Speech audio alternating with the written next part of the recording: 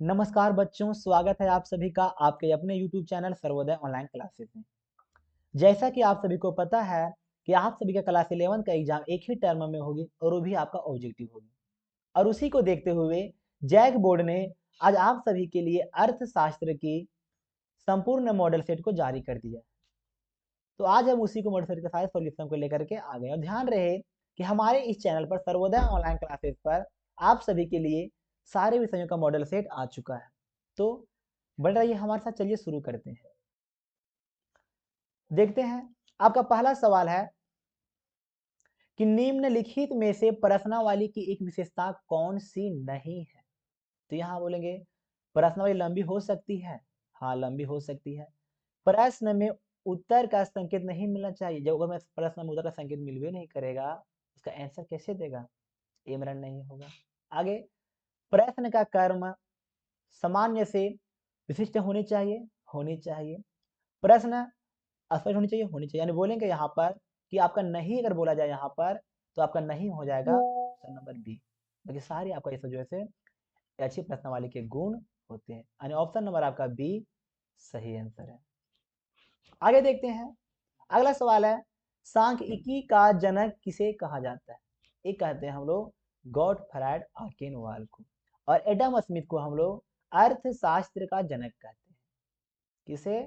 अर्थशास्त्र का जनक।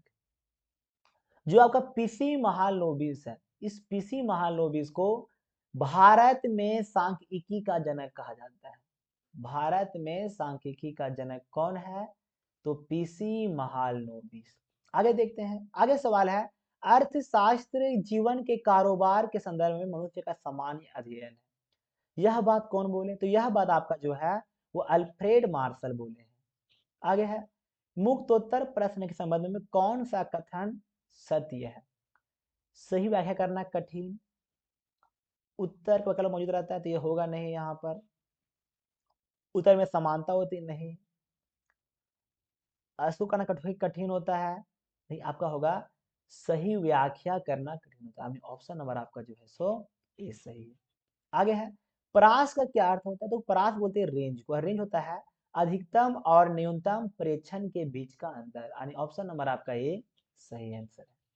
आगे सवाल है लीग के आधार पर भारतीय जनसंख्या को पुरुष एवं महिला दो वर्गों में विभाजित करना निम्नलिखित में से किस वर्गीकरण का उदाहरण है? ये आपका हो जाएगा गुणात्मक वर्गीकरण, जहां पर गुण के आधार पर हम वर्गीकरण कर रहे हैं। मेरा अगला सवाल है किस सारणी के पंक्ति शीर्षक को क्या कहा जाता है? तो यहाँ बोलते हैं पंक्ति शीर्षक को हम लोग अवशीर्ष बोलते हैं। और जो आपका आता है अष्टम शीर्षक, ओकरा बोलते हैं हमारी अष्टम शीर्षक। और जो आपका मुख्य शीर्षक ऊपर नीचे आपका आता है उप शीर्षक। ठीक है ना? अगर शीर्षक रहेगा ऊपर में तो नीचे आएगा उप शीर्षक। उसके बाद मेरा अगर पंक्ति वाला है तो अवशीर्षक, मेरा अष्टम वाला बोलते हैं अष्टम शीर्षक। आगे है आयत चित्र किस प्रकार के चर के लिए बनाए जाते हैं? तो वो जो आयत चित्र होता है वो होता है संतत चर, जिसे बोलते हैं हम लोग कंटिन्यूअस वेरिएबल के लिए।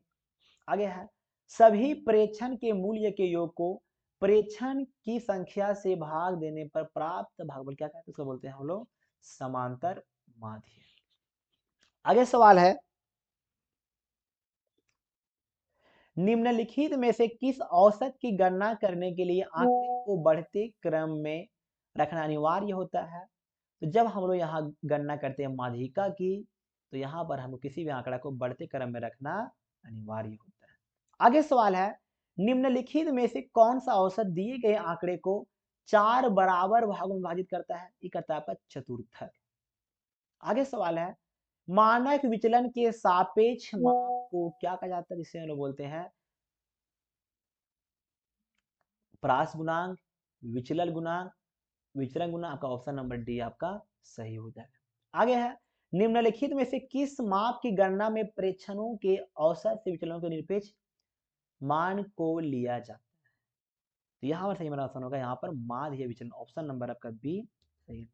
ध्यान रखा सारा आपका जो क्वेश्चन है आपका पूछा हुआ है एनसीईआरटी बुक से, और तैयारी करना यहाँ पर तो आपका बेटर होगा क्लास 11th का एनसीईआरटी बुक एकदम लाइन बाय लाइन पढ़िए। आपका सारा सवाल वहीं से पूछा जा रहा है, वह सवाल एनसीईआरटी बुक से एक भी बाहर नहीं है। आगे सवाल है, अधिक किसी आंकड़े का मानक विचलन 16 है और समांतर माध्य, यहाँ माध्य होगा 50, तो विचरण गुणांक क्या होगा? आपको पढ़ेंगे यहाँ पर, अगर विचरण गुणांक बराबर होता है, विचरण गुणांक बराबर होता है मानक विचलन बटा समांतर माध्य इंटू 100, यानी करेंगे यहाँ तो मेरा यहाँ पर आएगा मानक विचलन 16, समांतर माध्य 50 इंटू 100, काटेंगे तो 50 दूनी 100 और 16 दूनी 32, हमारा आएगा 32%। अब ऑप्शन नंबर यहाँ डी सही आंसर है। आगे सवाल है, सहसंबंध गुणांक दो चरों के बीच किस प्रकार के संबंध का संख्यात्मक माप है? ये आपका आ जाएगा रेखीय सहसंबंध यानी लीनियर का। आगे है, यदि दो चरों के बीच सहसंबंध पूर्णतः धनात्मक है तो सहसंबंध गुणांक का मान क्या होगा? ये आपका हो जाएगा 1। आगे है, कोटि सहसंबंध के विकास का श्रेय किसे जाता है? तो ये आपका जाता है स्पीयरमैन, इसे बोलते हैं स्पीयरमैन का कोटि सहसंबंध। आगे सवाल है, निम्न में से कौन सा सूचकांक खुदरा कीमतों में औसत परिवर्तन को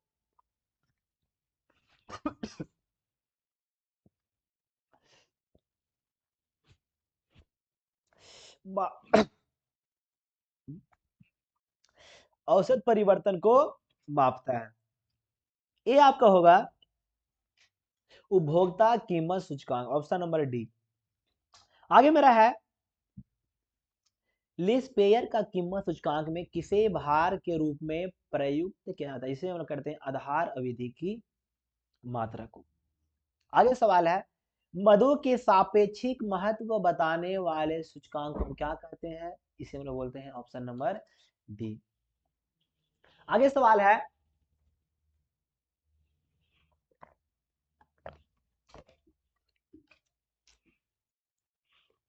अर्थव्यवस्था का प्राथमिक क्षेत्र किससे संबंधित है? यह संबंधित है कृषि से, ऑप्शन नंबर बी आपका सही आंसर है। आगे है, योजना आयोग का गठन किस वर्ष से किया गया था? ये क्या था आपका 1950 में। आगे सवाल है, भारत का अंतिम पंचवर्षीय योजना कब है? तो आपका होती है 12वीं, जिसका कार्यकाल था 2012 से लेकर के 2017 तक। इसके बाद इसको बंद कर दिया गया। आगे सवाल है, भारत में नई आर्थिक नीति की शुरुआत कब होती है? ये आपका होती है 1991 में। आगे है, विनिवेश का क्या उद्देश्य होता है? तो यहाँ होगा वित्तीय अनुशासन को बढ़ाना, आधुनिकीकरण में सहायता और सरकार द्वारा आय एकत्रित करना। ऑप्शन नंबर आपका डी सही आंसर हो जाएगा। आगे सवाल है, विश्व व्यापार संगठन की स्थापना किस वर्ष से की गई? तो 1995 में। आगे है, ग्रामीण जनता की आजीविका का मुख्य आधार क्या है? तो ये आपका हो जाएगा कृषि। आगे है, निम्न में से कौन सा देश कपास का सबसे बड़ा उत्पादक देश है? तो आपका हो जाएगा भारत। आगे है, महात्मा गांधी राष्ट्रीय ग्राम रोजगार गारंटी योजना यानी कि मनरेगा किस वर्ष पारित हुआ था? तो 2005 में। आगे है, निम्न में से कौन सा मानव पूंजी नहीं है? तो कंप्यूटर आपका एक मानव पूंजी नहीं है। आगे है, मानव विकास है, तो मानव विकास मेरे को होता है साध्य और साधन दोनों है। आगे है, ज्ञान आधारित अर्थव्यवस्था के रूप में भारत के रूपांतरित होने के लिए निम्न में से कौन सा कारक उत्तरदायी है? तो आपको हो जाएगा इनमें से सभी। आगे है, आधारिक संरचना के अंदर क्या आता है? इसके अंदर आता है बिजली, सड़क और सिंचाई, ऑप्शन नंबर डी सही है। आगे है, क्षेत्रीय ग्रामीण बैंक, इसे बोलते हैं रीजनल रूरल बैंक, इसकी स्थापना कब हुई थी? तो 1975 में। आगे है, ग्रामीण श्रम बल का अनुपात शहरी श्रम बल की तुलना में तो आपका अधिक होता है। आगे सवाल है, ईंट निर्माण कार्य में कार्यरत व्यक्ति के रोजगार को हम दिहाड़ी मजदूर कहते हैं। आगे है, इनमें से कौन ऊर्जा के गैर परंपरागत स्रोत है? तो आपका हो जाएगा सौर ऊर्जा। आगे है, इनमें से कौन स्वास्थ्य के निर्धारण का सूचक है? तो आपका हो जाएगा शिशु मृत्यु दर। आगे है, जैविक खाद को खेती के सबसे उपयुक्त क्यों माना गया है? तो क्योंकि इसमें रासायनिक पदार्थ नहीं होता है। आगे है, सार्क गठन कब किया गया था? तो 8 दिसंबर 1985 ईस्वी को। ये है आपके अर्थशास्त्र के सारे महत्वपूर्ण सवाल। ध्यान रहे कि हमारे इस चैनल सर्वोदय ऑनलाइन क्लासेस पर आप सभी के लिए सारे विषयों का मॉडल सेट जारी कर दिया गया है, तो प्लीज हमारे इस चैनल पर आकर के सारे विषय के मॉडल सेट को अवश्य देखेंगे। ठीक है, मिलेंगे नेक्स्ट वीडियो में, तब तक के लिए आपको सभी को धन्यवाद। शुभ रात्रि।